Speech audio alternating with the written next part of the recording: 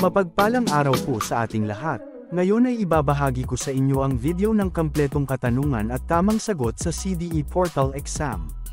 Ito po ang 52 items random question na lumalabas sa CDE Online Actual Portal Exam na 25 items. Kung saan ang passing score ay 80% kaya kinakailangan mong makakuha ng 20 tamang sagot sa 25 items na katanungan sa LTMS Portal Exam. Para makakuha ka ng passing score sa CDE certificate na requirements para sa pag-renew ng iyong lisensya. Dahil gaya ng nasabi ko sa unang video natin tungkol sa CDE exam ay may mga nababagong katanungan sa kada take nyo ng online portal exam sa LTO. Kaya ito ginawa na po natin ng video ang kampletong mga tanong sa CDE online portal exam, para mas maisaulo nyo ang mga ito at natitiyak ko sa inyo na kaya ninyong maperfect ang 25 items na exam sa online LTM's portal ng LTO. Kaya pag-aralan nyong mabuti at isaulo ang mga katanungan ito dahil ito mismo ang matutunghayan nyo sa CDE validation exam.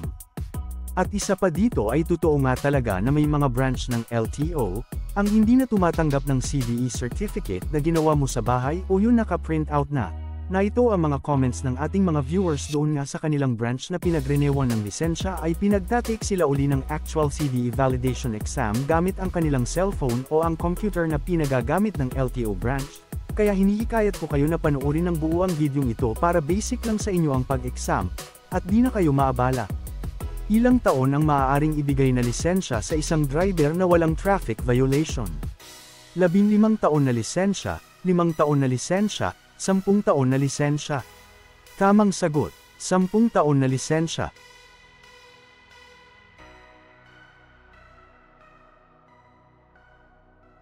Sino ang mananalo kung ang bawat partido ay hindi malampasan ng stress o tension? Insurance company, opisyal ng adjudikasyon, wala sa agresibo o sa biktima. Tamang sagot, wala sa agresibo o sa biktima. Ano ang taas ng isang bata upang ito ay hindi na kailangang gumamit ng child restraint system? 180 cm pataas. 150 cm pataas. 100 cm pataas. Tamang sagot, 150 cm pataas. Ano ang dapat gawin ng isang driver habang siya ay nagmamaneho sa pampublikong kalsada? Pagsagot sa tawag sa pamamagitan ng pag-text para makaiwas sa sakuna sa kalsada. Sagutin ang mga tanong ng mga pasahero ng maligalig. Mag-concentrate sa manibela at sa kalsada. Tamang sagot, mag-concentrate sa manibela at sa kalsada. Kailan mo kailangan dapat gamitin ang seatbelt? Bago umabante. Kung nagmamaneho ng 10 km/h pataas. Kung magmamaneho sa malalaking pampublikong daan. Tamang sagot, bago umabante.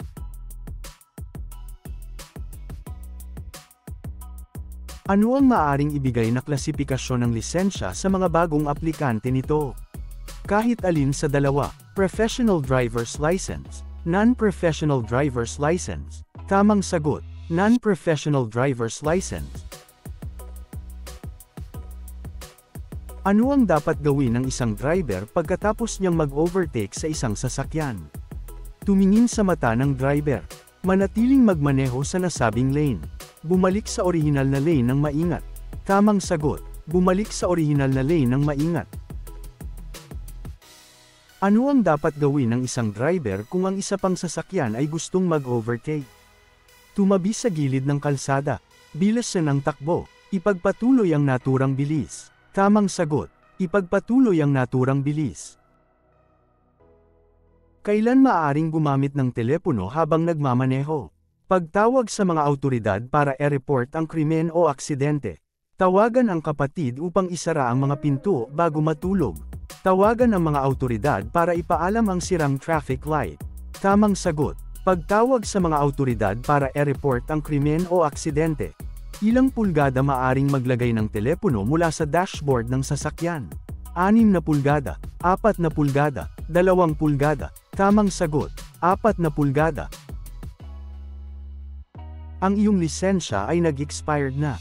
Pinapahintulutan ka pa bang magmaneho sa pinakamalapit na LTO upang i-renew ang iyong lisensya? Oo, basta sumunod ka sa batas trapiko. Hindi. Oo, basta dumiretso ka sa pinakamalapit na tanggapan ng LTO at huwag hihinto sa daan. Tamang sagot, hindi.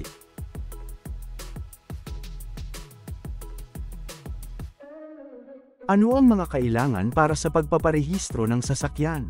Inspeksyon ng sasakyan at emission test sa LTO. District Traffic Enforcement Clearance. Anti-carnapang clearance. Tamang sagot, inspeksyon ng sasakyan at emission test sa LTO. Maaari ka bang magmaneho ng motorsiklo kung ang iyong lisensya ay may DL Code D? Hindi, maliban kung pinahintulutan ng traffic enforcer. Oo, hindi. Tamang sagot, hindi. Kailan maaaring hindi gumamit ng child restraint system ang isang bata? Kung ang bata ay mahuhuli sa kanyang schedule sa ospital. Kung ang bata ay papunta sa eskwelahan. Kung ang bata ay nangangailangan ng agarang lunas o medikal. Tamang sagot, kung ang bata ay nangangailangan ng agarang lunas o medikal. Ano ang dapat kulay ng headlight? Puti o dilawang puti? Pula. Kahit anong kulay ay maaari. Tamang sagot, puti o dilawang puti. Ano ang dapat na kulay ng ilaw ng plaka? Anumang kulay ay pwede. Pula, puti. Tamang sagot, puti. Saan maaaring ikabit ang karagdagang lamp ng motorsiklo at patungong direksyon? Nakatuon pa kaliwa, nakatuon pa kanan, nakatuon pa ibaba. Tamang sagot, nakatuon pa kanan. Ang top box ay na-disenyo para sa mga motorsiklo na aprobado ng DTI ay hindi na kailangan ng inspection, rehistro o mahuli basta. Lahat ng nabanggit, nakakabit na maayos at ligtas sa motorsiklo. Makakakarga ng 2 na buong helmet. Tamang sagot, lahat ng nabanggit.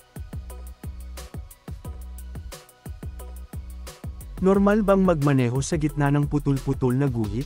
Oo, ito ay alinsunod sa kasalukuyang batas trapiko. Oo, hindi. Tamang sagot, hindi. Saan dapat ilagay o ikabit ang plaka ng motorsiklo? Sa likuran ng motorsiklo, sa tangke ng gasolina ng motorsiklo, sa takip ng tangke ng motorsiklo. Tamang sagot, sa likuran ng motorsiklo. Maaari bang gamitin sa pampublikong daan ang motorsiklo kung ito ay wala pang rehistro? Oo, kung ang pagbiyahe ay may pahintulot ng dealer nito.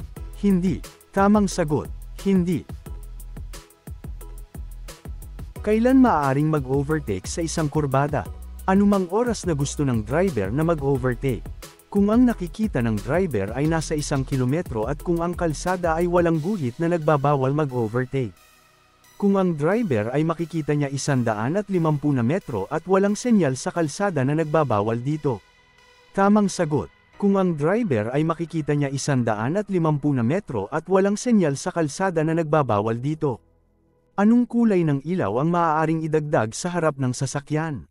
Kahit anong kulay ay maaari. Pula, puti o dilawang puti. Tamang sagot, puti o dilawang puti. Ang isang kompartamento na nakakabit sa gilid ng motorsiklo na hindi tataas sa upuan ng motorsiklo na itinuturing na accessory nito. Saddlebags, box. Customized top box. Top box. Tamang sagot, saddlebags, box. Kailan ginagamit ang alcohol breath analyzer? Aba, kung ang driver ay pumasa sa lahat ng field sobriety test. Kung ang driver ay bumagsak ng isa sa mga field sobriety test. Kung pinilit ng enforcer na gamitin ang ABA test. Tamang sagot, kung ang driver ay bumagsak ng isa sa mga field sobriety test. Alin sa mga sumusunod na pahayag ang totoo? Ang isang may hawak ng DL na may awtoridad na magmaneho ng manual transmission, MT, ay hindi pinapayagan na magmaneho ng mga sasakyan na automatic transmission AT. Ang driver na may hawak na lisensya para sa automatic na sasakyan ay pwedeng magmaneho ng sasakyang manual. Ang driver na may hawak ng lisensya para sa manual transmission ay maaaring magmaneho ng may automatic na transmission. Tamang sagot, ang driver na may hawak ng lisensya para sa manual transmission ay maaaring magmaneho ng may automatic na transmission. Kailan mo maaaring ipahiram ang iyong lisensya sa pagmamaneho? Sa mga taong nag-aaral magmaneho, kailanman ay hindi pinahihintulutan. Sa oras ng emergency, tamang sagot, kailanman ay hindi pinahihintulutan. Anong edad maaaring sumakay sa harapan ng isang bata na naaayon sa RA 11,229? 18 na taon pataas, 13 taong gulang pataas, 16 na taon pataas. Tamang sagot, 13 taong gulang pataas. Sino ang hindi sakop sa ilalim ng Republic Act No. 10,666 o Children's Safety on Motorcycle Act? Lahat ng nabanggit, mga batang nangangailangan ng agarang atensyong medikal. Mga batang papasok sa paaralan. Tamang sagot, mga batang nangangailangan ng agarang atensyong medikal. Ano ang mangyayari kung hindi pumayag ang driver na magpasuri dahil lumabag siya sa batas na bawal magmaneho ang nakainom ng alak? Pagkaalis ng rehistro ng sasakyan. Pagkumpiska sa lisensya at automatic na revocation. Pagsuspende sa lisensya sa loob ng 2 taon. Tamang sagot, pagkumpiska sa lisensya at automatic na revocation. Anong linya ang dapat mong gamitin sa 3-lane na expressway kung ikaw ay nagmamaneho ng kotse? Sa unang lane, pangalawang lane, pangatlong lane. Tamang sagot, pangalawang lane. Maaari bang gamitin ang duplicate o kopya ng lisensya sa pagmamaneho? Hindi, hindi. Maliban kung pinayagan ng traffic enforcer. Oo, kung ang duplikadong kopya ay katulad mismo ng kulay ng orihinal. Tamang sagot, hindi. Maaari bang gamitin ang isang child restraint system kung ito ay expired na kahit maayos pa ang kondisyon? Oo, basta't ito ay pinapayagan ng traffic enforcer. Hindi. Tamang sagot, hindi.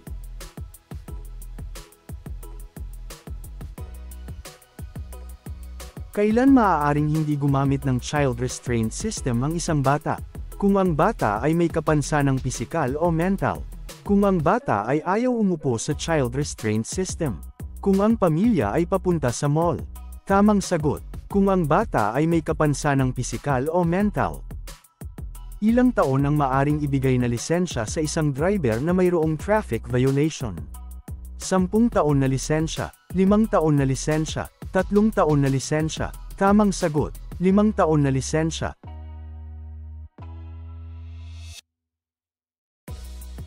Ilang oras maaaring gamitin ng Temporary Operator's Permit, TOP, sa pagmamaneho?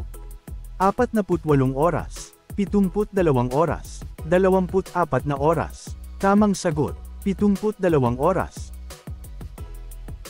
Maaring ay suspende ang rehistro ng sasakyan kung ang sasakyan ay maayos na nakapasa sa inspection. Ang sasakyan ay hindi kaaya-aya. Ang sasakyan ay hindi rehistrado sa nagmamaneho sa oras ng pagkahuli nito. Tamang sagot, ang sasakyan ay hindi kaaya-aya. Sa normal na traffic violation, sino ang maaaring kumumpiska ng lisensya? Kahit sino, basta ang paglabag ay nakapaloob sa RA number 4136. Ang mga ahente o enforcer lamang na itinalaga ng LTO. Kahit sino, basta ang enforcer ay permanenteng empleyado ng gobyerno. Tamang sagot, ang mga ahente o enforcer lamang na itinalaga ng LTO. Ayon sa Children's Safety on Motorcycles Act, ang isang batang wala pang 18 taong gulang ay hindi maaaring sumakay ng motorsiklo sa mga pampublikong kalsada maliban kung ang bata ay komportable na maabot ng kanyang mga paa ang footpeg ng motorsiklo, ang kanyang mga kamay ay maaaring masalikop ang katawan ng driver, at siya ay may suot na karaniwang protection na helmet. Nasa maraming mga sasakyang mabibilis o ang pinato na pinakamabilis na takbo ay lagpas sa 60 km/h. Ang driver ay pwedeng maiakap ang baywang ng batang nakaupo sa harapan ng driver at ang bata ay nakasuot ng karaniwang helmet. Tamang sagot, ang bata ay komportable na maabot ng kanyang mga paa ang footpeg ng motorsiklo, ang kanyang mga kamay ay maaaring masalikop ang katawan ng driver, at siya ay may suot na karaniwang protection na helmet. Ano ang mga pagsusuri na ginagawa upang malaman kung positibo sa alak ang isang driver? Pag-check sa mata, paglakad at pagtayo sa isang paa. Pag-check sa mata, diretsyong pagtakbo, luksong lundag. Pagbabasa, pag-awit sa lupang hinirang at pag-inom ng 1 litrong tubig. Tamang sagot, pag-check sa mata, paglakad at pagtayo sa isang paa.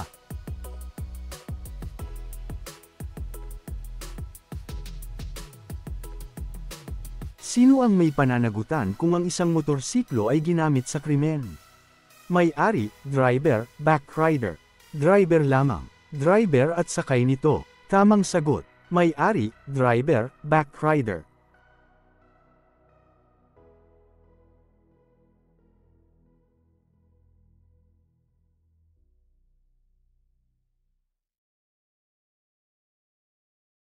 Maaari bang bigyan ng 10 taon na lisensya ang isang driver kung ito ay mayroong huli o traffic violation?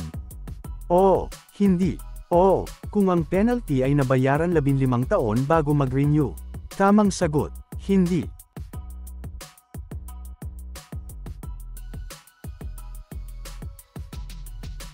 Ang 30 araw na suspensyon ng lisensya sa pagmamaneho ay ipapataw kung ang paglabag sa trapiko ay mabigat. Kung nabigo ang driver na bayaran ang kaukulang multa sa loob ng 15 araw. Kung nabigo ang driver na bayaran ang kaukulang multa sa loob ng 72 na oras. Tamang sagot, kung nabigo ang driver na bayaran ang kaukulang multa sa loob ng 15 araw. Ano ang ibig sabihin ng patay sindang kulay dilaw na ilaw trapiko? Huminto sa tamang hintuan, magpatuloy ng maingat, magmaneho ng may tulan na 40 km/h. Tamang sagot, magpatuloy ng maingat.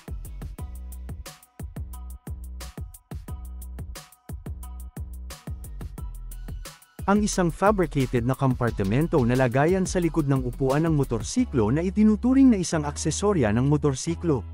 Saddlebags, box. Customized top box. Top box. Tamang sagot, customized top box.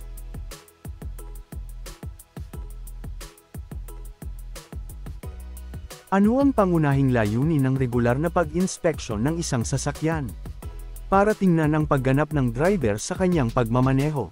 Para tingnan ang kaayusan ng sasakyan. Para siyasatin ang mga numero ng chassis at motor ng sasakyan. Tamang sagot, para tingnan ang kaayusan ng sasakyan. Sa pangkaraniwan, anong sasakyan ang maaaring gumamit ng pangatlong linya ng expressway?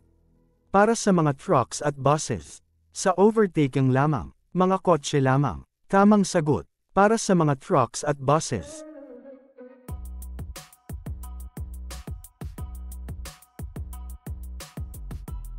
Ano ang tamang edad upang magkaroon ng lisensya? 16 na taon, 17 na taon, 20 taon. Tamang sagot, 17 na taon.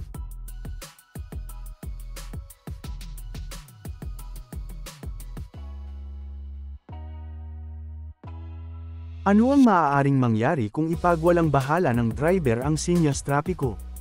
Aksidente o road crash? Wala, sasaya ang mga pasahero. Tamang sagot, aksidente o road crash.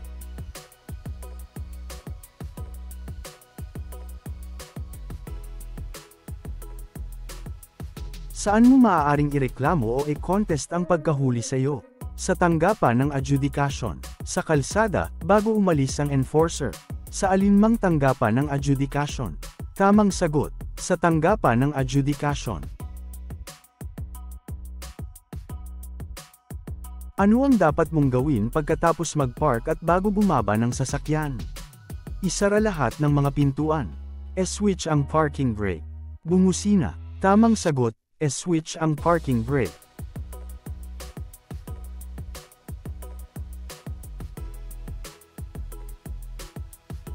Ano ang dapat na kulay ng ilaw ng preno?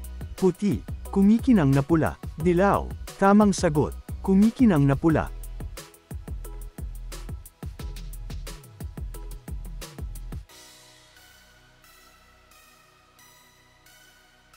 Saan madalas makita ang mga ganitong sinyas trapiko?